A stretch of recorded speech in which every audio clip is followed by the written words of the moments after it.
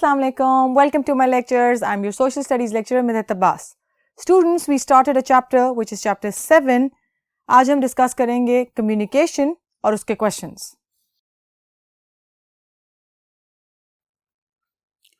Transport and communication में पिछले lecture में हमने डिस्कस किया transport and transport by 3 routes.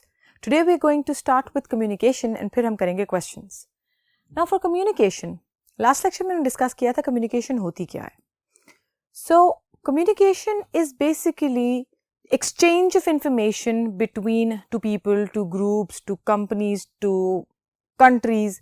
So it is merely the exchange of information which helps people and those companies and countries, etc. It is important for trade and international reasons. ये तिजारत के लिए और एक country के दूसरे country के साथ रिलेशंस के लिए बहुत इंपॉर्टेंट है from a technical point of view. But मेरा मानना है कि it is equally important at personal level. Let's take an example. अगर आपके दोस्त के साथ लड़ाई हो जाती है और आप लोग अगर इस बात पे बात नहीं करोगे, if you will not hold a discussion कि हुआ क्या, मसला क्या हुआ, बात क्या हुई, what is wrong with you, what is wrong with me, तो तब तक आप कैसे अपने इश्यूज या अपने डिस्प्यूट सॉर्ट आउट कर सकोगे. और मिसअंडरस्टैंडिंग तो अपनी जगह रहेगी, तो वो गलतफहमी दूर करने के लिए आपको बात तो करनी पड़ेगी ना. सो that is what? That is to communicate, to exchange the information. So from personal level to international to country level, communication is extremely important. अब इस importance के लिए all over the world with technological advancement चीज़ें बनती गई. Television, radio, mobile, computers, electronic equipments, ये वो सारी चीज़ें हैं जो कम्युनिकेशन में हेल्प करती हैं.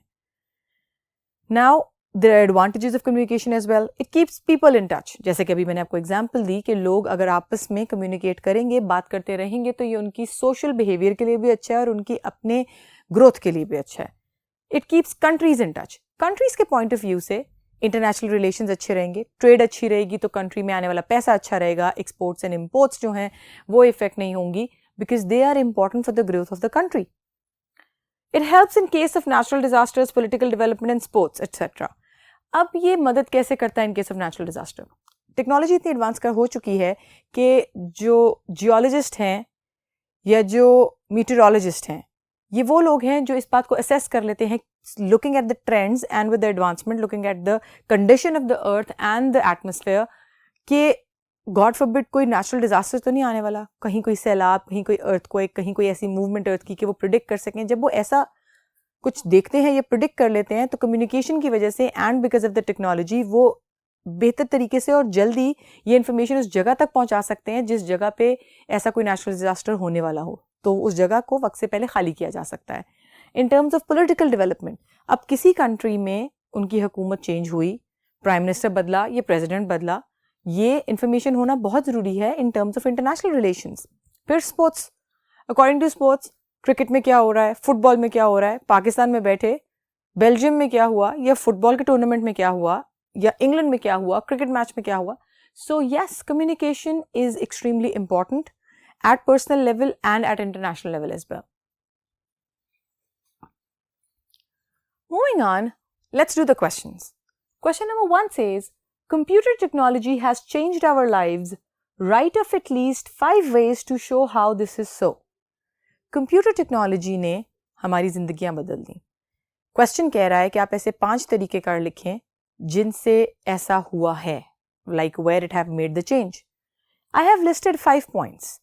आपके पास और भी पॉइंट्स हो सकते हैं, आप वो भी ऐड कर सकते हैं, but let's take a look at these. Find information faster. Information चाहिए जल्दी से. मुझे एक वर्ल्ड मैप का कंट्री याद नहीं आ रहा, कब वर्ल्ड मैप पे किस जगह पे है वो. Instantly open your mobile, open your computer, click the internet and find out. So it had made it easier and faster to access the information. Better connectivity. लोग जो पहले खत लिखा करते थे या ट्रैवल किया करते थे महीनों सालों एक दूसरे से मिलने के लिए, अब at a click away एक वीडियो कॉल पे आप अपने प्यारों की शक्ल देख सकते हैं. Increase productivity. Increase productivity इस तरह कि जो ऑफिस के काम हैं वो कम टाइम में जल्दी हो जाते हैं, तो that leads to better output. Saves time. Obviously, in all these things, time बचता है. Business improved. बिजनेसेस कंट्री के डेवलपमेंट के पॉइंट ऑफ व्यू से अगर देखे जाएं तो जितनी ज़्यादा कंप्यूटर टेक्नोलॉजी ने एडवांसमेंट की उतनी जल्दी ऑफिस वर्क जो है जो पहले पेन और पेपर पे हुआ करता था अब वो because of typing and because of computer बहुत जल्दी हो जाता है. There are softwares which help you in developing your proposals. So yes, computer technology has changed our lives over the year. Question number 2 is, why do you think number of motor vehicles almost doubled since 1990? अब जो motor vehicles हैं, जो गाड़ियां हैं, उनका usage 1990 से अब तक डबल हो गया है. ऐसा क्यों है? Now that is because of population increase. आबादी बढ़ गई, आबादी बढ़ी, लोगों में अवेयरनेस बढ़ी और यूजेज बढ़ गया. अब जब आबादी बढ़ी, लोगों को बेटर वे ऑफ लिविंग का पता लगा, अर्बनाइजेशन का कॉन्सेप्ट में आ जाता है, लोगों ने शहरों की तरफ मूव करना शुरू किया बेटर लाइफ के लिए.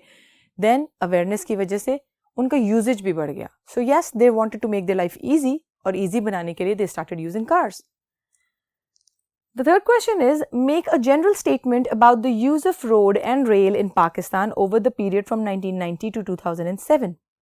Question कह रहा है कि आप एक general statement पास करें looking at the trend of rail and road usage from 1990 to 2007, 1990 से 2007 तक. आपकी बुक्स में 2 ग्राफ्स दिए गए हैं. इनफैक्ट वो ग्राफ्स मैंने पिछले लेक्चर में आपको शो भी किए थे. उन पे ये दिखाया गया है नंबर्स वाइज इकोनॉमिक सर्वे के थ्रू कि जो रोड यूजेज थी, कि लोग जब रोड यूज़ करते थे टू ट्रेवल, एंड जो रेल यूजेज थी, ट्रेन यूजेज या रेलवे सिस्टम यूजेज, वो 1990 से 2007 तक उसमें क्या चेंजेस आए हैं. लेट्स टेक अ लुक कि वो चेंजेस क्या हैं. वैल्यू वाइज कंपेयर करें तो use of roads have decreased in general, but it is still more than the rail route. जो रोड्स का यूजेज है वो 1990 से 2007 तक थोड़ा सा डिक्रीज किया है, लेकिन डिक्रीज करने के बावजूद वो रेलवे के यूजेज से बहुत ज़्यादा है. However, the rail route usage have decreased over time. लेकिन although रेलवे का यूजेज पहले ही बहुत कम था, वो अब मजीद कम हो गया है. So this is a general statement about the usage of roads and rail in Pakistan. Question number 4 is, what are advantages and disadvantages of road transport? Road transport के advantages और disadvantages क्या हैं? Advantages allows transportation and communication. Obviously, roads हैं, highways हैं, bridges हैं, वो transportation allow करते हैं ईजी में. It saves time, it makes it easy. Provides access to facilities to make life better. अब लोगों ने, जिन्होंने फॉर एग्जांपल बच्चों ने स्कूल जाना है, लोगों ने ऑफिस जाना है, मार्केट जाना है, so obviously if there are roads there is better transportation.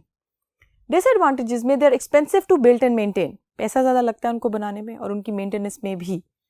पिछले लेक्चर में भी मैंने ये बात डिस्कस की थी कि जब over the period of time, like कुछ महीनों में, कुछ सालों में, जब सड़कें थोड़ी थोड़ी टूटना शुरू हो जाती हैं, तो over there they need maintenance.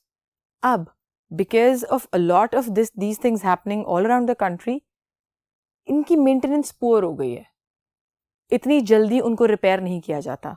उसके अलावा हैवी टैक्सेस, रोड टैक्सेस पे करने पड़ते हैं. These are some of the advantages and disadvantages. You can come with your own ideas as well, और आप उनको भी यहाँ पे लिख सकते हैं. Next question is, can you suggest any problems there might be with the pipelines as a means of transport? क्या आप सोच सकते हैं कोई ऐसा तरीका जिसकी वजह से जो पाइपलाइंस हैं, जिससे ऑयल, गैस और पेट्रोलियम ट्रांसपोर्ट किया जाता है, उन पाइपलाइंस के साथ कोई प्रॉब्लम एसोसिएट हो सकती है, या वो पाइपलाइंस कोई प्रॉब्लम कॉज कर सकते हैं? One of the main problem is leakage through a crack or hole in the pipelines, which could take time to be detected, and if any delay, it could cause massive destruction and damage. God forbid, अगर उस pipeline में कोई leakage हो जाए, कोई crack हो जाए, कोई सुराख निकल आए, कुछ भी हो जाए, क्योंकि वो 3 मटेरियल से बनती है, प्लास्टिक, स्टील और concrete. In either of the case अगर कोई लीकेज हो जाए तो वो लीकेज डिटेक्ट होने में टाइम लग सकता है ज़्यादा, क्योंकि ये हज़ारों किलोमीटर्स पे फैली होती है पाइपलाइन. तो वो लीकेज अगर डिटेक्ट होने में डिले हो जाए, तो अगर गैस है या पेट्रोल है या ऑयल भी है, दे आर इनफ्लेमेबल, आग लग सकती है, कोई बहुत बड़ा हादसा हो सकता है. सो इसलिए it can cause a problem. Sixth is, what do you think are the advantages of sending goods by a container ship? Container ship use करके अपनी गुड्स भेजने में क्या फायदे हो सकते हैं? The advantages are large amount of goods transported together. एक वक्त में बहुत सारी गुड्स जो हैं इकट्ठी ट्रांसपोर्ट हो जाती हैं. They are transported safely and easily. Since वो कंटेनर्स में पैक करके बहुत उनको टाइटली पैक किया जाता है, तो सेफ्टी रहती है. और आराम से हो जाते हैं वो transport. It is a cheaper way to do it. It is definitely a cheaper way rather than by road travel or by air travel. क्योंकि रोड और एयर दोनों ट्रैवल पे इतनी लार्ज अमाउंट इकट्ठी जा नहीं सकती और अगर इतना ही सामान उन दोनों रूट्स के थ्रू भेजने की कोशिश की जाएगी तो वो महंगा पड़ेगा. 7th question is where is your nearest international and domestic airport? अब आप जिस भी सिटी में रहते हैं you will have to use the internet or your atlas to find out कि आपका nearest airport कहाँ है, इंटरनेशनल और डोमेस्टिक. अगर हम लाहौर की बात करें तो लाहौर का जो डोमेस्टिक और इंटरनेशनल एयरपोर्ट है वो एक ही है and that is Allama Iqbal airport and that is near defence phase 8. DHA का जो फेज़ 8 है उसके करीब है वो एयरपोर्ट. आप अपने सिटी के लिए रेफ़र करके एटलस में से उसमें से फाइंड आउट कर सकते हैं कि आपके शहर में जो एयरपोर्ट है वो डोमेस्टिक और इंटरनेशनल. डोमेस्टिक मतलब जो with in the country travel करते हैं एंड इंटरनेशनल जो आउटसाइड द कंट्री ट्रैवल करते हैं वो कहाँ है. So here I and the lecture. अब तक नेक्स्ट लेक्चर तक के लिए अल्लाह हाफ़िज़.